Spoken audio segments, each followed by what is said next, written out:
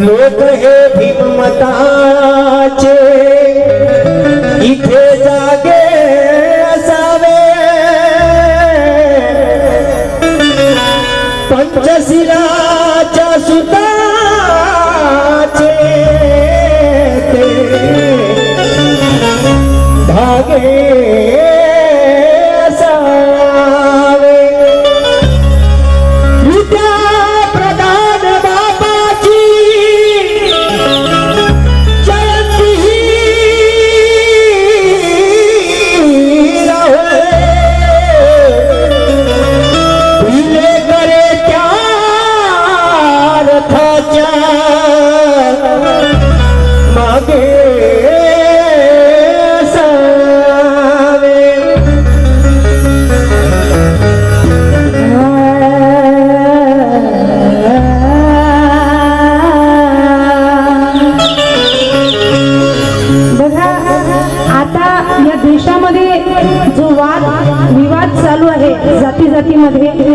आणि सगळ्यात जास्त विरोध जर कोणाचा केला जात असेल तर ते जय भीमवाल्यांचा। किती लोकांची मान्यता आहे या गोष्टीला? डायरेक्टली इनडायरेक्टली आमचा विरोध केला जातो। एवढं आताच्या कंडिशन मध्ये आम्ही खूप शिकलो सवरलो खूप मोठं झालो, पण कोणत्या मोठ्या ऑफिस मध्ये म्हणा, चालत्या रस्त्याने म्हणा किंवा कुठेही स्वयंसेवक कोणत्याही ठिकाणी नजरेतून म्हणा, एखाद्या कामातून म्हणा किंवा एखाद्या व्यवहारातून म्हणा किंवा एखाद्या नोकरीतून म्हणा आमचा 100% विरोध केला जातो आणि तो विरोध आम्हाला लवकर लक्षात येतो। पण आमचा जय भीमवाला आवाज उचलत नाही साहेब, आपली ड्युटी तर जाणार नाही, आपलं नाव तो कुठं खराब होणार नाही। ह्या गोष्टी आता सध्या ट्रेंड मध्ये वेगळ्या पद्धतीने आता चालू आहे, पण मला असं वाटतं की जय भीमवाल्यांना भिण्याची कुठेच गरज नाही आहे, कारण या भारताचं संविधान समान अधिकार देतो सगळ्यांना आणि हे भारताचं संविधान आहे जय भीमवाल्यांनी दिलं, त्यामुळे तुम्हाला भिण्याची काहीच गरज नाही आहे। आणि नवीन गीत आहे मी तुमच्या समोर आता सादर करत आहे, अतिशय सुंदर विषय आहे आणि जे काही आज सादर करणार ते नवीन आणि आगळं वेगळं सादर करणार आहे। आणि म्हणून इथं बसलेल्या किती लोकांना आय कॉन्टॅक्ट करून जय भीम करायची लाज वाटत नाही, त्यांनी हात वर करायचा आहे। आणि ज्यांना लाज वाटते त्यांच्यासाठी की जय भीम बोलायची ज्याला वाटते लाज त्याला श्रीमंतीचा मान, की जय भीम बोलायची ज्याला वाटते लाज त्याला श्रीमंतीचा मान। अरे वाटू दे किती ही लाज, अरे वाटू दे किती ही लाज, पण या भारत देशाचा एकच सरताज तो म्हणजे माझा भीमराज, माझा भीमराज आणि फक्त माझा भीमराज। आणि म्हणून काय म्हणते त्या लाजणाऱ्या माणसाला बघा, अरे सार भेटलं सार भेटलं कोड सुटलं, सार भेटलं आणि कोड आमचं सुटलं साहेब कसं? अरे सार भेटलं कोड सुटलं तुला भीमाने दिलं या सार। किती लोकांना भीमाने सार दिलं? मला दिलं यप्पा, म्हणजे इथं भीमाने आम्हाला दिलं नाही असं म्हणणारा एकही भेटणार नाहीये, सगळ्यांना दिलं। आणि म्हणून सार भेटलं अरे कोड सुटलं तुला भीमाने दिलं या सार। आता लाजायचं नाही बरं, आता लाजायचं नाही बरं,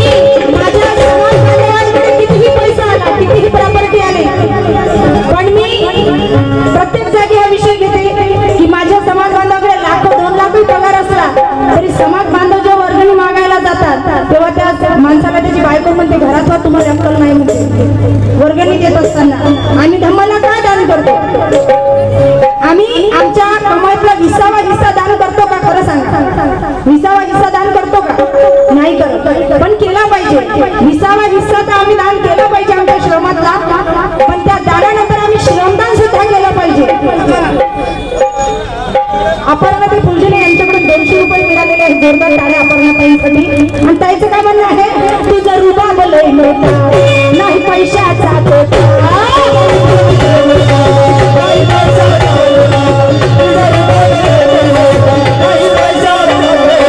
तुझं रुबाब लय मोठा नाही पैशाचा तोटा. कसा देतोस लोकांना कसा. कुठे गेले अपर्णाताई? अपर्णाताई दिसल्या पाहिजे, हात वरती करा. ज्यांनी 200 रुपये दिले आहेत का? अपर्णाताई कोण? सविताताई मेश्राम यांच्याकडून 200 रुपये धम्मदानाला जोरदार टाळ्या. आणि आमच्या ताईंसाठी काय म्हणते, तुझं रूपा लय मोठा नाही पैशाचा तोटा, तुझं रूपा लय मोठा नाही पैशाचा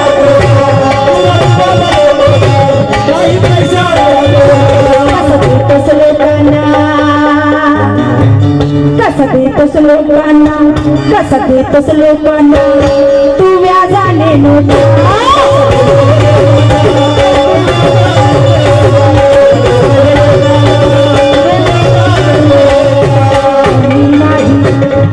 तुला काही कमी नाही तुला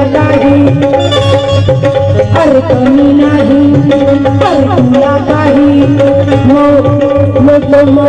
गादीवर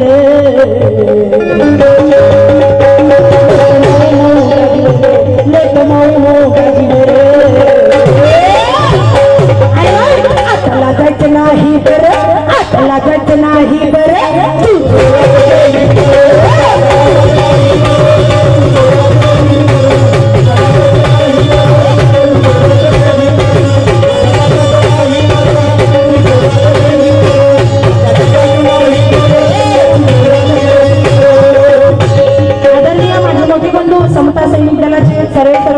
पण त्यांच्यापुढे हिंगणा या क्षेत्रात मला येण्याची संधी मिळाली आहे. आमचे डोंगरे बंधू यांच्यासाठी, या सैनिकासाठी जोरदार टाळ्या. आणि म्हणून तुला जायचं नाही बरं, आता तुला जायचं नाही बरं, तुला जायचं नाही बरं, तू चोराच्या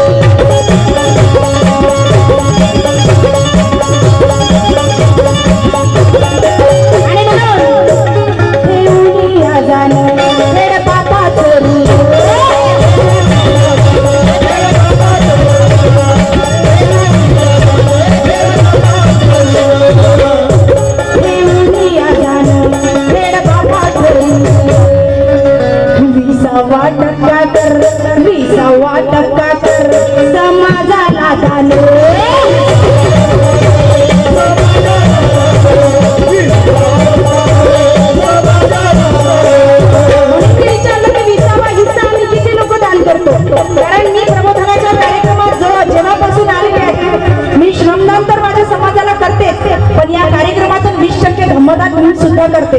आणि तुम्ही एकत्रित येऊन फक्त जयंत्या साजरा करतात. जयंत्या तर आपण करतोच, पण आपल्या श्रमातून 20% जर आम्ही धम्मदान केलं तर मला नाही वाटत आम्हाला दुसऱ्या मनुवाद्याच्या समोर हात पसरवण्याची वेळ येणार आहे. आज मला स्वाभिमानाने सविताताईचा अभिमान वाटला. जेव्हा मी आली तेव्हा सविताताईकडून मी एक शब्द ऐकला आणि मैं फनकार की पहले सुनकर अच्छी हूँ और मैं सविताताई के लिए जोरदार तालियां बजाना चाहती हूँ. क्यों? कारण ताई फोनवर खूप गरम झाल्या आणि म्हटलं की मला माझ्या समाजा व्यतिरिक्त कोणाकडूनही वर्गणी नको. जोरदार टाळ्या झाल्या पाहिजे सविताताईसाठी. हा स्वाभिमान माणसाचा जिवंत असला पाहिजे. कारण या पैशाने स्वाभिमान विकत घेतला जात नाही. स्वाभिमान माणसाच्या मनात अंतःकरणात असावा लागतो. त्यात अशी कितीतरी लोक समाज प्रबोधनाचे कार्यक्रम करताना याच्याकडून त्याच्याकडून वर्गाला जमा करतात, कार्यक्रम करतात. कार्यक्रम झाल्यावर कलाकाराला जेवणही चालत नाही साहेब. सगळं गडप घरा रोजगार हमी नरदे तुम्ही नरदे आम्ही असं काम आहे त्यांचं.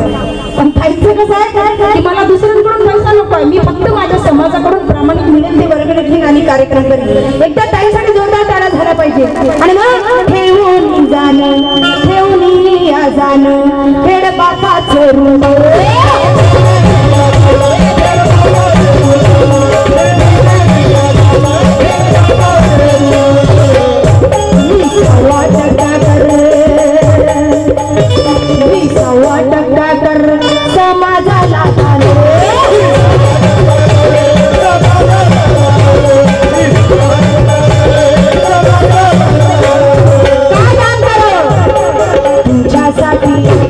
माझ्या पाठी तुझ्या पाठी माझ्या पाठी राहू नको रे तू दूर दूर राहू नको रे तू दूर दूर आतला जायचं नाही बरं आतला जायचं नाही